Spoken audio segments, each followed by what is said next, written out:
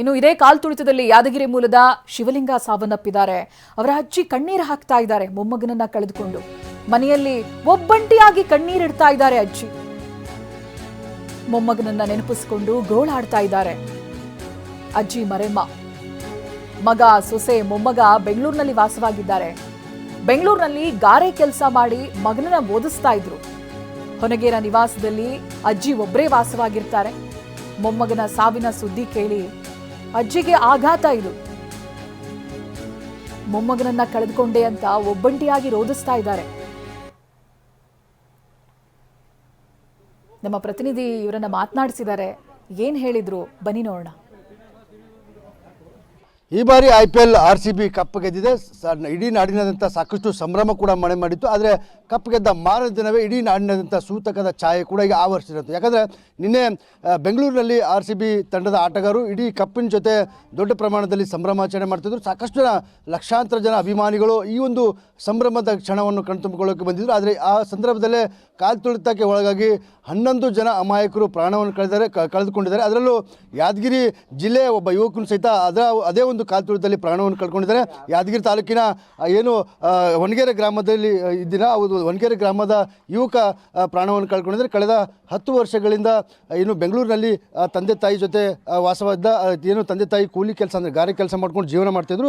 ಅವ್ರ ಜೊತೆಗೆ ಅಲ್ಲೇ ವಾಸವಿದ್ದು ಏನು ಸರ್ಕಾರಿ ಶಾಲೆಯಲ್ಲಿ ಏನು ವಿದ್ಯೆಯನ್ನು ಕಲಿತಿದ್ದ. 10ನೇ ತರಗತಿ, ಈ ವರ್ಷ 10ನೇ ತರಗತಿಯಲ್ಲಿ ಕೂಡ ಈಗ ವ್ಯಾಸಂಗ ಮಾಡ್ತಿದ್ದ. ಆದರೆ ನಿನ್ನೆ ಇಡೀ ಏನು ತಂದೆ ತಾಯಿ ಕೂಲಿ ಕೆಲಸಕ್ಕಾಗಿ ಹೋಗಿದ್ದರು, ಗಾರೆ ಕೆಲಸಕ್ಕೆ ಹೋಗಿದ್ದರು. ಆದರೆ ತಂದೆ ತಾಯಿನ ಹೇಳದೆ ನೇರವಾಗಿ ಚಿನ್ನಸ್ವಾಮಿ ಸ್ಟೇಡಿಯಂ ಕಡೆ ಹೋಗಿ RCB ಈ ತಂಡದ ಆಟಗಾರರು ಟ್ರೋಫಿಯೊಂದಿಗೆ ಸಂಭ್ರಮಾಚರಣೆ ಮಾಡ್ತಿದ್ರು, ವಿಜಯಸ್ಥಾನ ಮಾಡ್ತಿದ್ರು. ಆ ಒಂದು ವಿಜಯಸ್ಥಾನ ಕಣ್ಣು ತುಂಬಿಕೊಳ್ಳಕ್ಕೆ ಹೋಗಿದ್ದ ಅದೇ ಸಂದರ್ಭದಲ್ಲಿ ಕಾಲ್ತುಳಿತಕ್ಕೆ ಒಳಗಾಗಿ ಏನು 17 ವರ್ಷದ ಈ ಒಂದು ಹೊನಗೇರೆ ಗ್ರಾಮದ ಶಿವಲಿಂಗ ಅನ್ನುವಂಥ ಪ್ರಾಣವನ್ನು ಕಳ್ಕೊಂಡಿದೆ. ಈಗ ಇಲ್ಲಿ ಒಂದು ಹೊನಗೇರೆ ಗ್ರಾಮದಲ್ಲಿ ಕೇವಲ ಅವರ ಅಜ್ಜಿ ಅಷ್ಟೇ ವಾಸ ಮಾಡ್ತಿದ್ದಾರೆ. ಅವರ ಅಜ್ಜಿ ಈಗ ಸಂಪೂರ್ಣವಾಗಿ ಮೌನಕ್ಕೆ ಜಾರಿದ್ದಾರೆ ಅಂತ ಹೇಳ್ಬೋದು. ಯಾಕಂದರೆ ಏನು ಕೈಗೆ ಬಂದ ಮೊಮ್ಮಗನನ್ನು ಕಳೆದುಕೊಂಡು ಅಜ್ಜಿ ಕಣ್ಣೀರು ಕೂಡ ಆಗ್ತಿರೋಂಥದ್ದು. ಏನು ಕಳೆದ 10 ವರ್ಷಗಳಿಂದ ಬೆಂಗಳೂರಲ್ಲಿ ಏನು ಮಗ ಮತ್ತು ಸೊಸೆ ಜೊತೆ ಮೊಮ್ಮಗ ಅಲ್ಲೇ ಇದ್ದ. ಆದರೆ ಈಗ ಇರುವಂಥ ಮೊಮ್ಮಗ ಈ ಒಂದು ಸಂಭ್ರಮವನ್ನು ನೋಡೋಕೆ ಹೋಗಿ ಕಳೆದುಕೊಂಡಿದ್ದಾರೆ. ಸೊ ಈಗ ನಮ್ಮ ಜೊತೆ ಅಜ್ಜಿ ಇದ್ದಾರೆ, ಅವ್ರ ಜೊತೆ ಮಾತಾಡ್ತೀನಿ.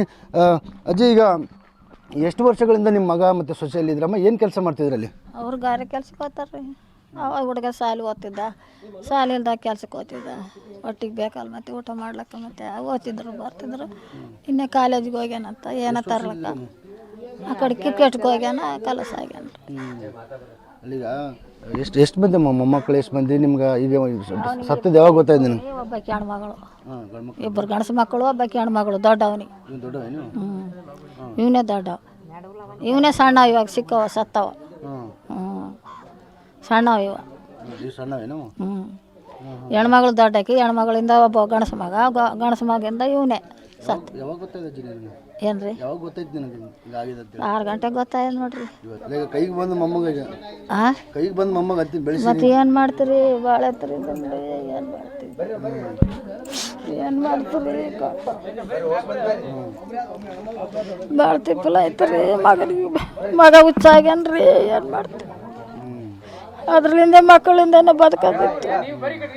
ಇವಾಗ ಮಗನೇ ಸತ್ವಾದ, ಮಗನ ಕಾಲಾಗ ಹುಚ್ಚಾಗ್ಯಾನ ಮಗ. ಏನು ಮಾಡ್ತೀರಿ? ಏನು ಉದ್ವರಣ ಆಗ್ಬೇಕು, ಏನು ನೋಡ್ಬೇಕು. ಒಟ್ಟು ಮಕ್ಕಳು ಅವನು ಕೂಡ ಕುಂತ್ರೆ ಯಾರು ಮೊಮ್ಮಗ ಸತ್ತನ ಅಂತೇಳಿ ವಿಷಯ ಗೊತ್ತಾದ ಮಗ ಭೂಮಿನ ಅದ್ರದಂಗೆ ಆಗಿದ್ರು. ಏನು ಮಾಡಿಲ್ಲ, ಏನು ಈಗ ಅಡ್ಸಿ ಬಿದ್ದಾವ, ಎಲ್ಲ ಇದಾಗಿಬಿಟ್ಟ. ಏನು ಎಸ್, ಅಜ್ಜಿ ಮರೆಮ್ಮ ಹೇಳುವಂಥ ಮಾತಾಗಿದೆ.